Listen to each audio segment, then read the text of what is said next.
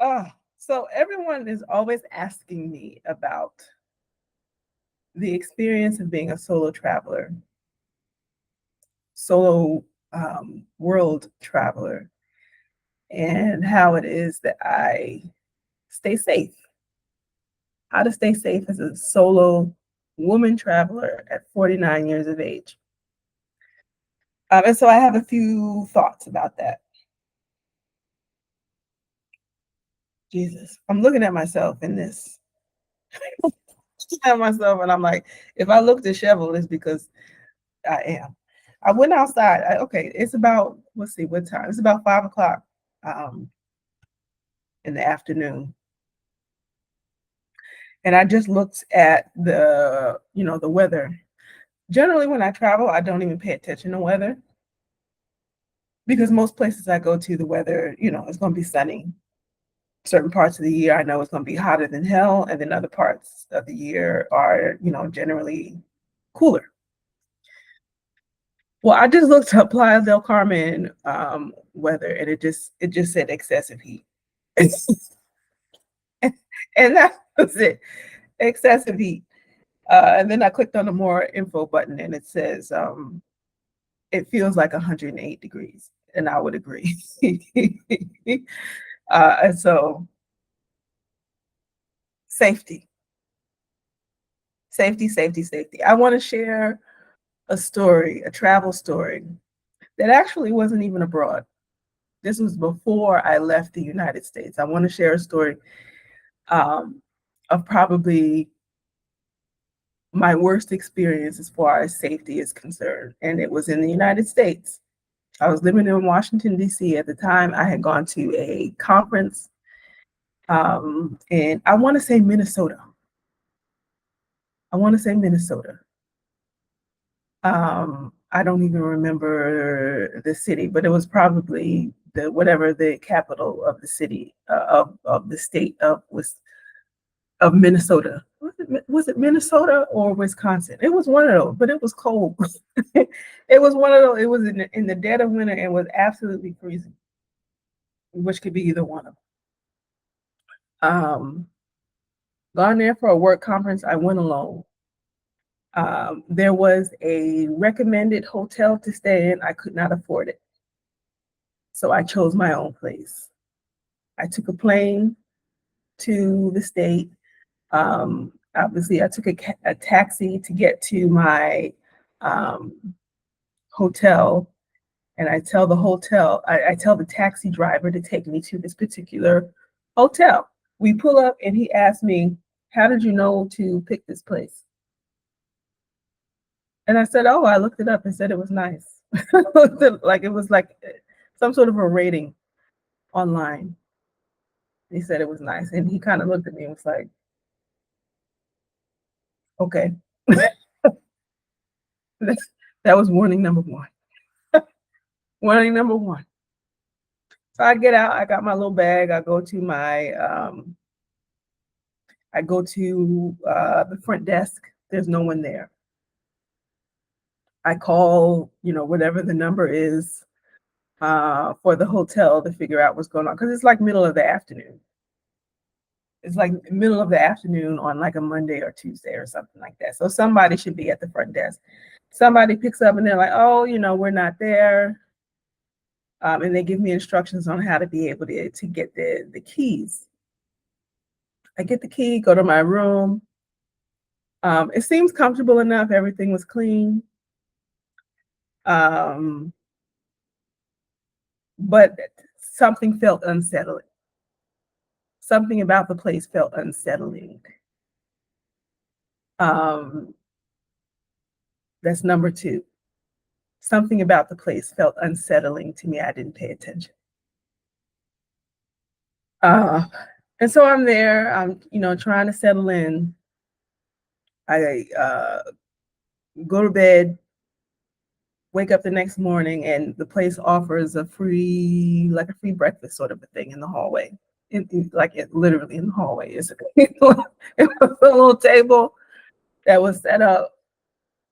And it had a little breakfast, like a continental breakfast, like little prepackaged muffins and stuff. And I go in there and there's a guy who is there.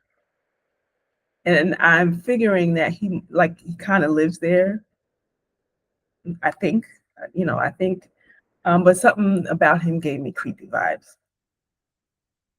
He seemed a little too interested in what I was doing. And when I go to places, and I'm talking to him, trying to be polite, um, and he's asking me too many questions about my schedule, and something in my head says, stop talking to him. Don't give him any details. And so I do that. I said, okay, I take my little stuff, my little breakfast stuff, go back to my room, and I close the door. He knocks on the door. I don't answer. Now, mind you, there's two ways to be able to get out of this hotel room. You can go through the hallway, and then they have another door that leads to the parking lot on both sides of my hotel room. It's not a big place. There's two doors. So he knocks on the door from the hallway. I ignore it. Eventually, he leaves. And then my phone starts ringing. And I don't pick it up. I just let because nobody knows I'm here. Nobody should be calling me. There was already nobody at the front desk. Like, there's no reason for anybody to be calling me. And so I had the feeling that it was this guy. Somehow he figured out how to be able to call me on the phone. And so I left it alone, and he keeps calling, and I'm scared. And I'm like, okay, what am I gonna do? So eventually the phone gives up. I go on about my business. I'm still feeling unsettled about being in this particular place. Um, Fast forward that same evening, I'm on the phone and I'm talking to a friend. I didn't tell her anything about this place, other than tell her about the conference that I was going to. And I don't know, it's probably about 7-ish p.m. So it's still kind of early. And I am trying to settle in for the evening, talking about what I did at the conference. And I just happened to look across at the window, and I noticed that there was somebody was there, and it looked like the same gentleman. He was kind of a fat gentleman, to be quite honest. He was a fat gentleman, kind of stocky, and he's standing there, um, trying to look and see what I was doing. And I saw him, and I didn't want to be too loud because I didn't want him to feel like I was changing, like I was talking about him, like I was about to call, like I didn't want him to be alerted to what it is that I was doing. I probably should have just called the police. Um, so what I did while talking on the phone, scared to death, was I moved the desk. I moved the desk and the chair to be able to close the door. Like if he were to push the door open, he wouldn't be able to get in because I had this heavy desk in front of it, and I did that, but for both sides of the room.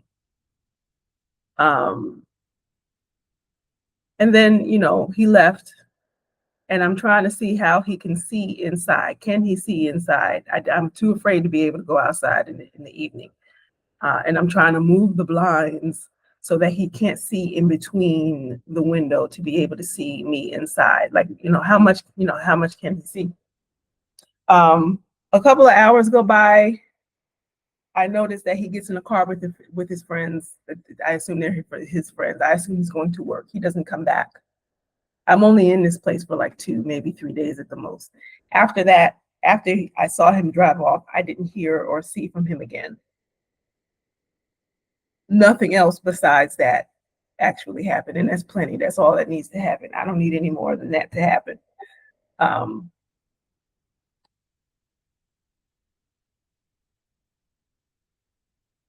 but what I learned from that experience was that I needed to have money. Had I had more money, I would have hauled my ass out of there when the taxi driver warned me on time one. He was a black man, black taxi driver. Um, he told me, when he gave me the look, he was like, how the hell do you find this place, child? And I'm like, yeah, I'm a traveler. I'm used to be able to travel, and I've been in places that have generally been unsafe. But this particular person was being particularly crazy. And I'm in a place that I don't know anything about. I don't have anybody to be able to call. There doesn't really seem to be any sort of organization going on in this hotel. There's nobody at the front desk. Like, I got nothing. So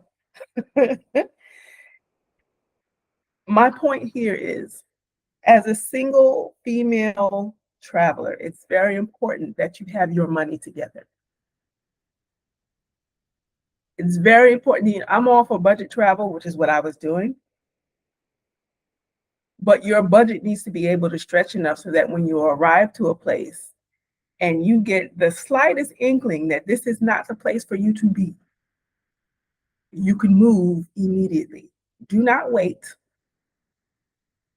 Do not wait and say, oh, it'll be all right. I'll just, figure something out, or don't. It's not even worth it. I got lucky. I could have gotten grapes. I'm saying grapes, GRAPE. And I'm lucky that I did not.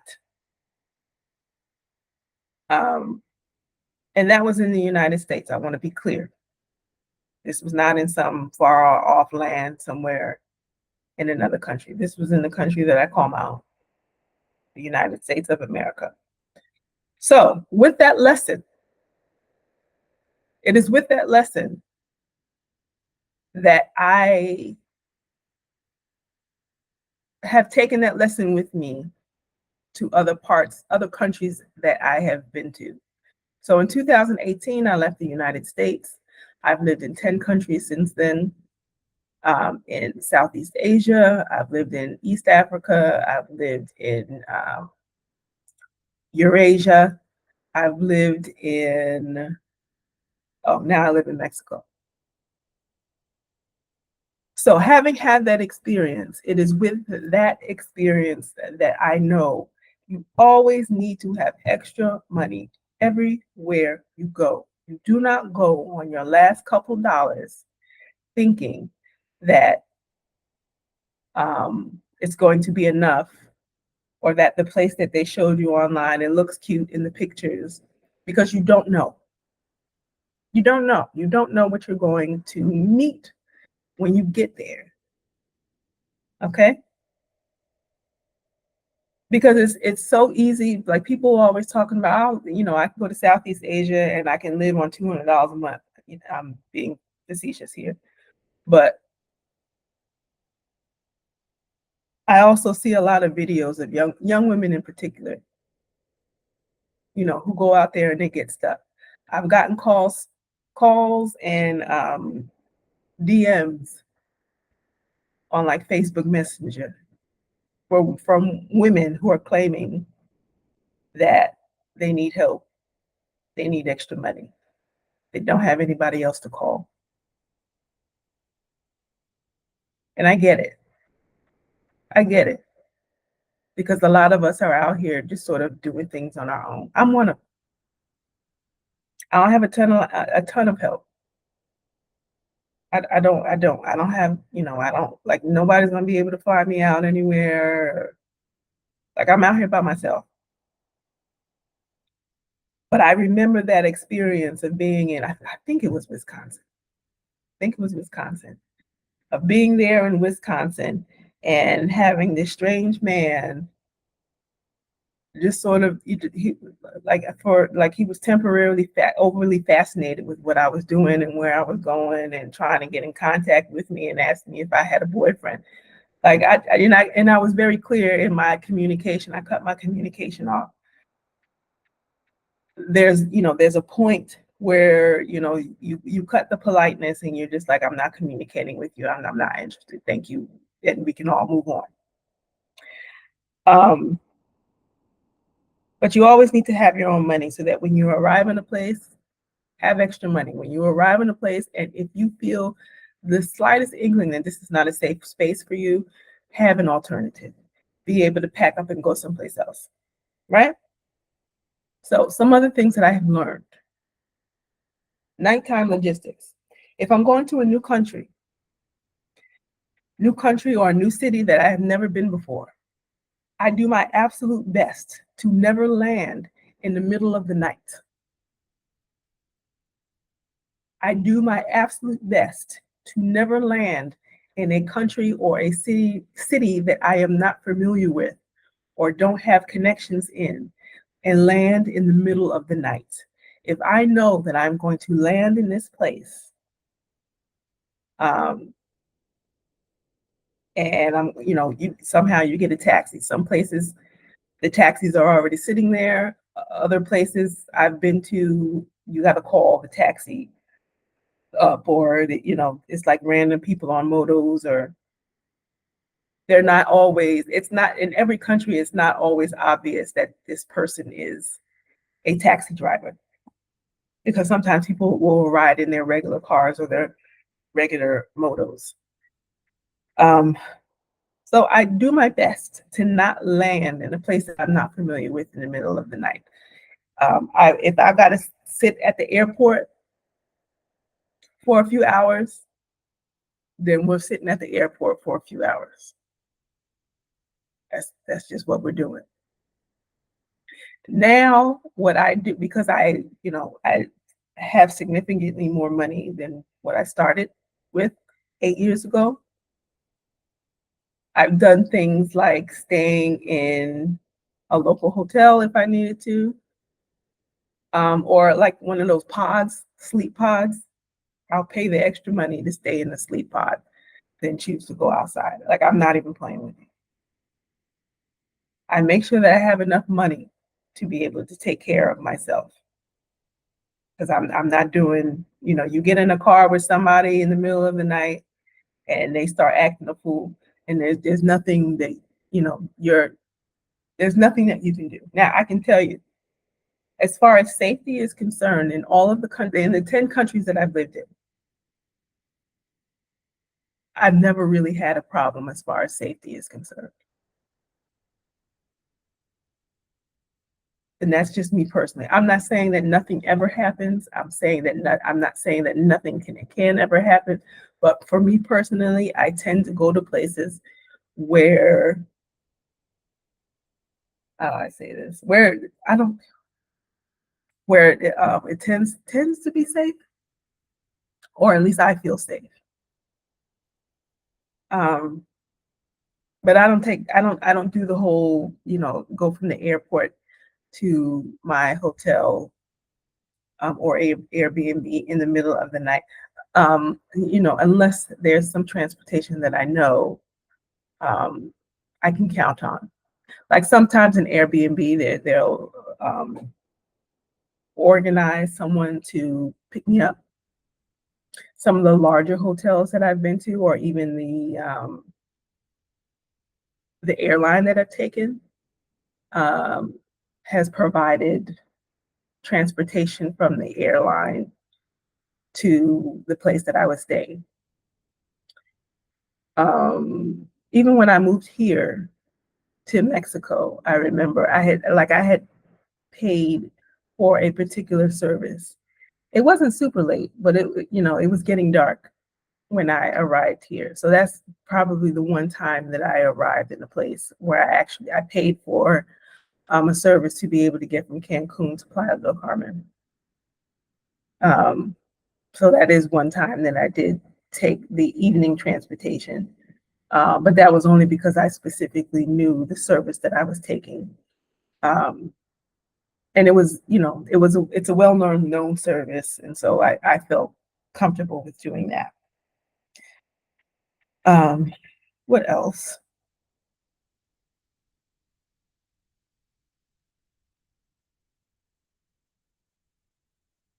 Your accommodations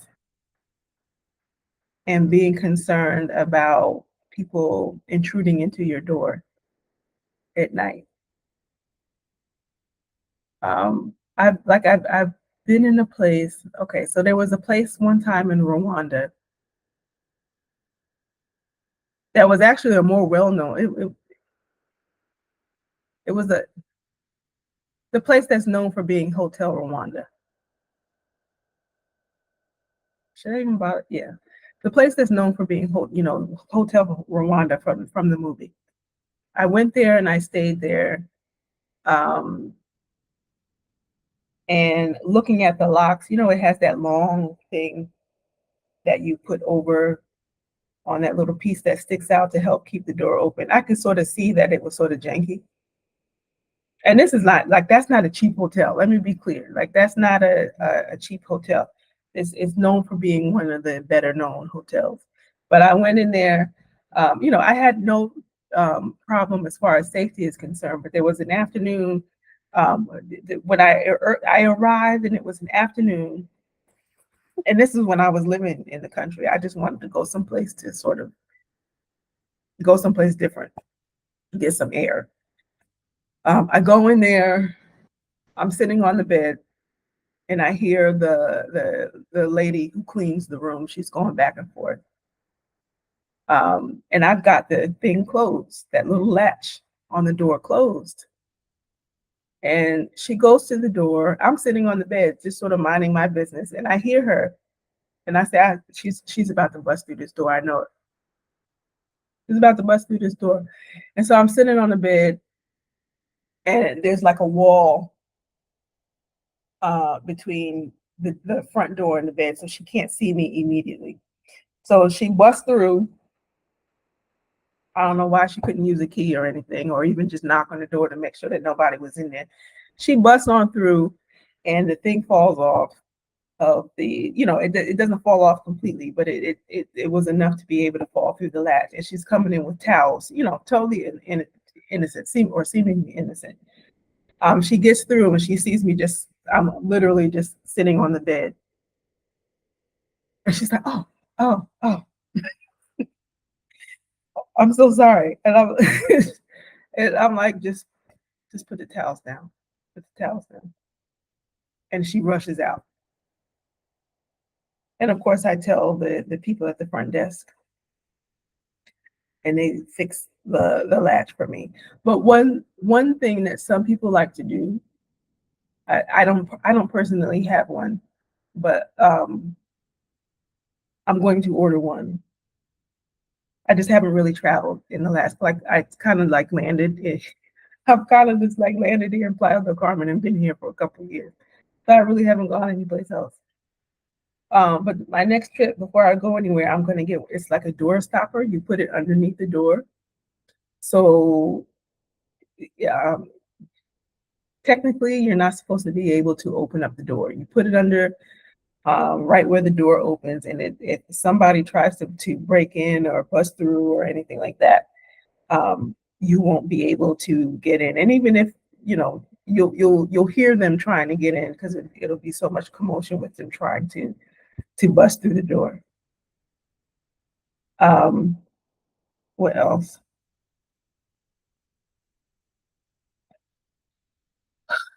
How do I say this? My last little concern is like, if you're a woman who tends to be overly polite, I want you to work on telling people no. If there's things that you are uncomfortable with, um, if you're not uncomfortable with hanging out with certain people, because sometimes men can be weird. And I think I've kind of, I don't know, there's something that I have sort of developed in my senses when, it's one thing for men to just sort of, they come up to you and they're kind of, just being friendly. Hey, how you doing? And then they move on with their business, with their day. And then there are others who are just kind of, they hang around just a little too long. I don't know whether it's a look I got, uh, but I really get, weird men sort of hanging around me anymore. And I really think it's because I just developed a look. there's something in my energy that just says, go away. Now, when I was younger, I didn't have that. This is something I had to develop. Um, so the trap of being overly polite, you don't owe anybody anything. Like, and this is something that it doesn't mean that you can't go outside and that the world is unsafe.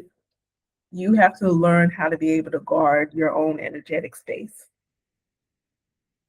Guard your own energetic space. Don't be afraid to say no to people who are acting weird, men as well as women. Um, don't go taking people to your space. Like, child, some of y'all,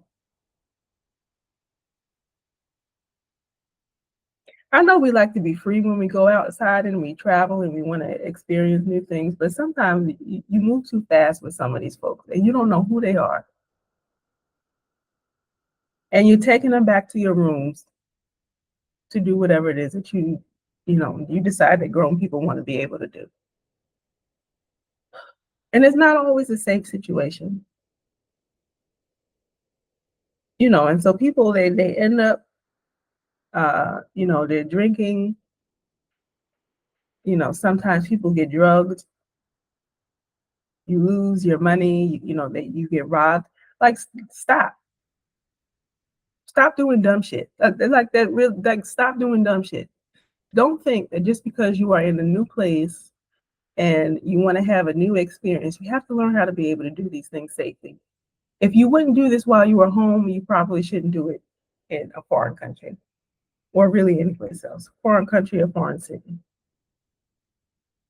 That's important to know. Because I'm not. We always like to say that if a person is assaulted, we shouldn't do the blame victim. We shouldn't blame the victim. But there has to be a conversation about personal responsibility and learning and understanding that oftentimes we put ourselves into situations that don't need to be, that don't need to be, we put ourselves in situations where we made our own selves unsafe. I'm not saying, that the person who did the assaulting shouldn't be punished. I'm not saying that at all. But you have to be clear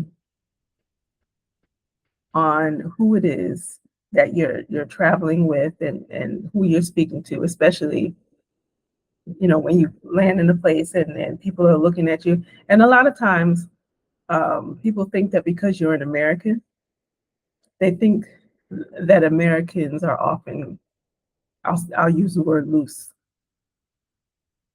That and especially as an older woman, they think you're lonely, that you're supposed to feel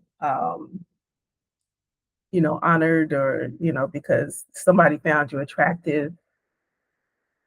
um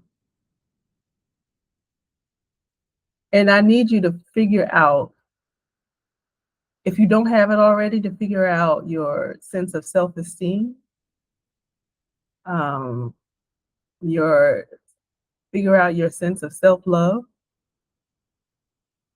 because in some places, men will talk to you and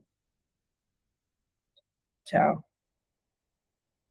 men will talk to you and think that because you're an American, that you're literally just quite ready to dole it out. You know what I mean? You're just out here ready to dole it out, um, because they think you're lonely. If you're an older person, it doesn't matter. If you're a young person, older person, it really doesn't matter. And so it's really important to go to places where you feel like you have some sort of a connection to somebody, even if,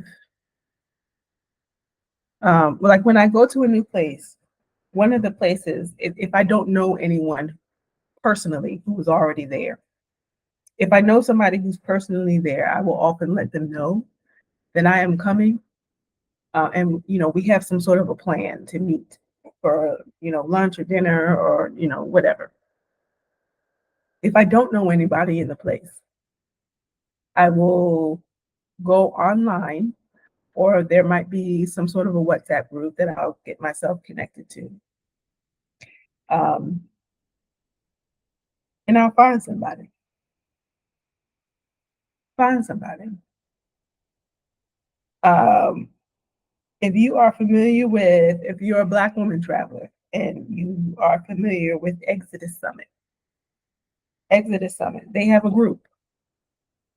I suggest that you get yourself connected to them. There are other Black women traveler groups that you can connect yourself to so that you can make plans to meet up with people so that you're just not there by yourself the entire time.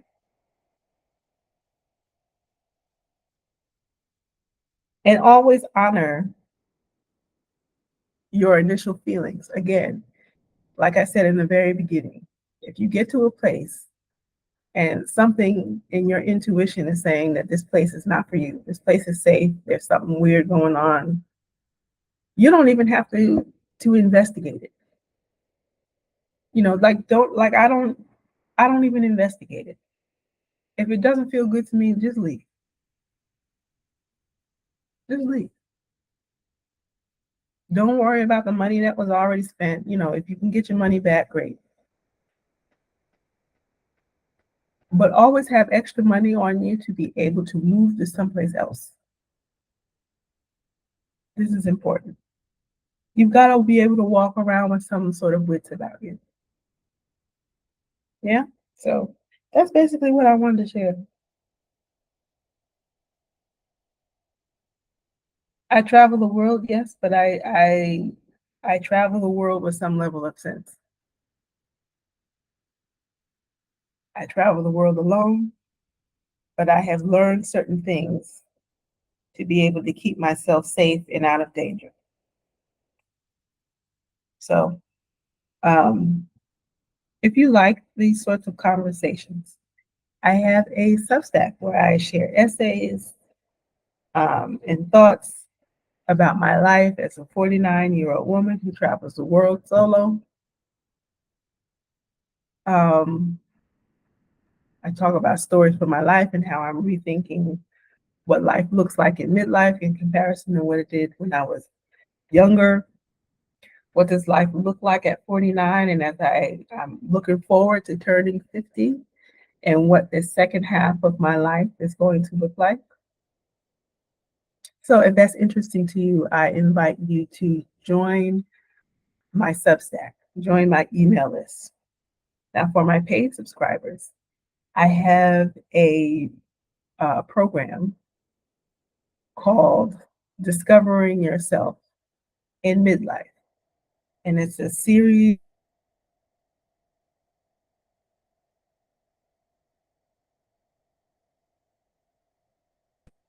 of weekly. Did this stop?